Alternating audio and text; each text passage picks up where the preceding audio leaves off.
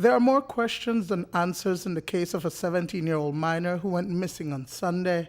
Kelvin Usher was along with his father, Cameron Usher Senior, near this clearing just about 10 to 15 minutes along a path through the forest off the Maskell Road.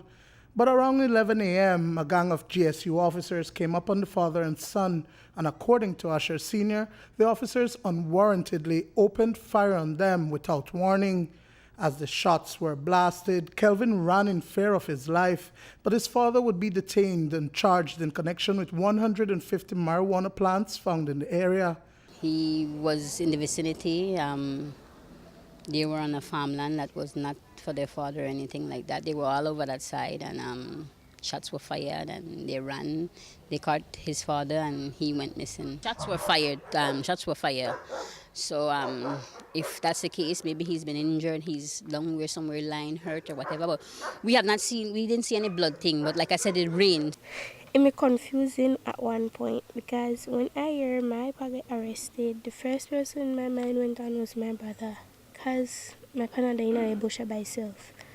So this the more puzzling situation, and up until the night when they found out, okay, this my brother not show up, that then we start saying, well, the search will start, because we can't leave the baby out there by himself. It's been over 2 days now, and there have still not been any word from Kelvin. And since Monday, family and friends have been scouring the area in search of him. There, they found his gray warm hat and the wrapper of a granola bar, which he liked. This morning, a busload of his classmates, family and friends, as well as residents along the Maskell Road, converged at the location to search for the minor. Splitting up and taking different routes, exposed to the elements, Kelvin is nowhere to be found. Now we knew of him being missing until late the evening, and at that time we had a search party going out in the night. And we couldn't find anything in the rain and stuff. As much as my sons and them didn't want to stop, we had to come in. We went yesterday and we did a search as well, and we didn't turn up in anything, but we're doing a search. His father is already combing a different area, because the hunters are telling us if he was going straight or keep on going, he would have ended up by some place called Rockstone Pond. So they're sweeping that area, and we are going here with other people. We are going to sweep the other area we are going in, so we are going to eventually meet halfway. So we're going to try to cover the whole entire terrain. But in its official report on Monday, the police issued a picture of Usher Senior standing at the center of the weed plantation. But he says he was taken there by the GSU before his picture was taken. Requests for interviews from police to add clarity have been denied, but the family questions whether there is a cover-up afoot, since the police failed to mention that another person was with Usher Senior, and worse, that shots had been fired. Even more interesting is that today, several of the GSU officers joined in the investigation and search for Kelvin. Just how everything they flesh out, and I really like it so far. From the little that I know, how the whole story was reported, I don't think that, they do it justice. I don't think that's a truthful story. So that immediately raises a red flag. Just the way how the story reported, I can't get off it. Never once they mentioned that somebody else made Mr. Usher, Cameron, and they said they find out middle of the field. The man never did no field, and find out, outside of the boundaries of the field. And most importantly, about 15 shots were fired. Not one shot, not one mention of a shot was mentioned on the news. So again, one next red flag. So I don't know where they're into. I don't know if that's the police or whoever. In the aftermath of the incident, Leniqua Usher gets a message from a GSU officer. Several comments made by the officer has her suspicious. Her brother's phone, which he reportedly had on him, was discovered inside Usher Senior's pickup truck that was impounded from the scene and taken to the Queen Street police station. I got a text for, I don't think that's just for a regular random person to check for me. I want to know if we find my brother and if it's okay. And well, I know everybody okay, we not find her. So I decided to call the number, and the person tell me who he was.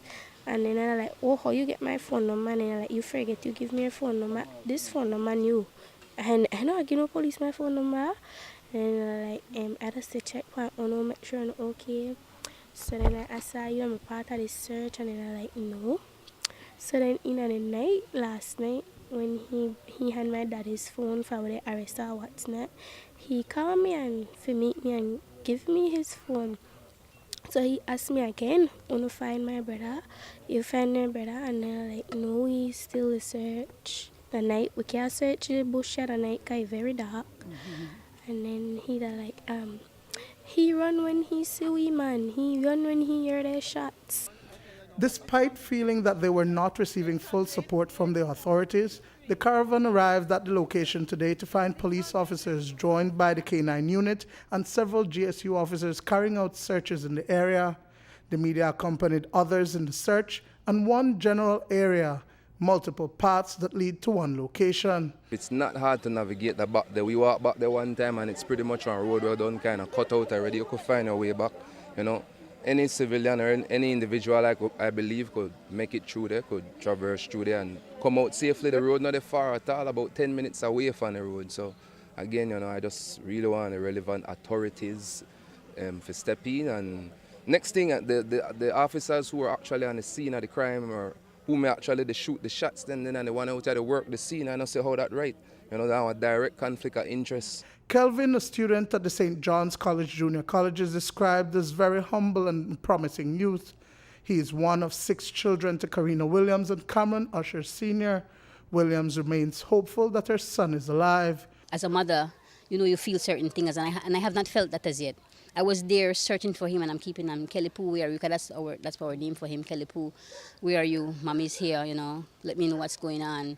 I haven't physically sleep. I've looked at all his picture from baby onwards, going onwards to try to get a sign to let him know, where are you? Where are you? We're here, you know. So I am hoping and praying. I'm a woman of faith, you know, that he's somewhere there just waiting. Somebody must know he there from the police force.